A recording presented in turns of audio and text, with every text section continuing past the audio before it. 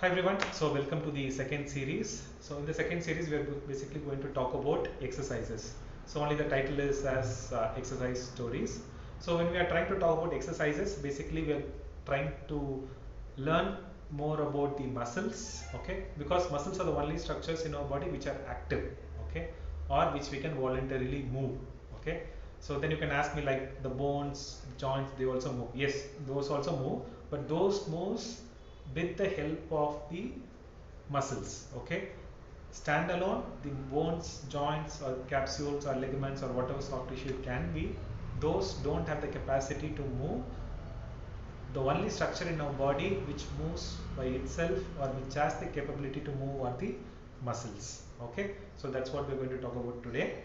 So muscles are connected to the brain, again what we had said, okay. However, skin sensors and other sensors are connected to the brain. Similarly, the muscles are also connected to the brain by the help of nerves, okay. So whenever our brain decides to do a movement or a function based on our need and requirements to fulfill a particular task or an activity, we do a movement, okay. So the movement happens with the help of muscles or the muscular activity, okay. So again, when I say muscular activity, the scientifically we call it as muscle contraction, okay. So how the muscle contracts?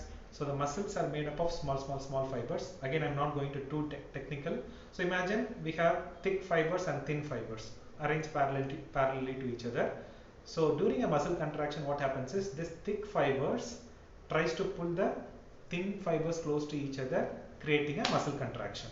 Okay. For example, I'm trying to pull this piece of resistance band close to each other.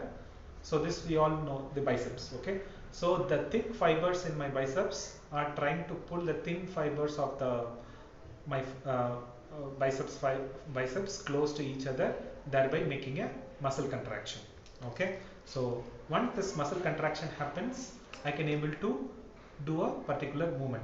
For example, this is in case of an exercise.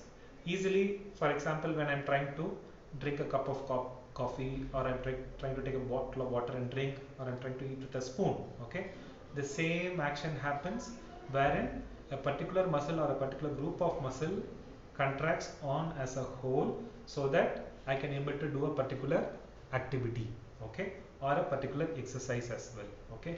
Again, as I said at the beginning, so all these impulses or signals that comes to the muscles again comes from the brain, which helps in meaningfully doing a particular task or an activity or an exercise, okay. So this is up for the story 1. So the story 2, what we're going to see is what happens internally which makes the muscle contracts, or which makes this thick fibers and thin fibers to come to each other and making contraction, okay. So thank you.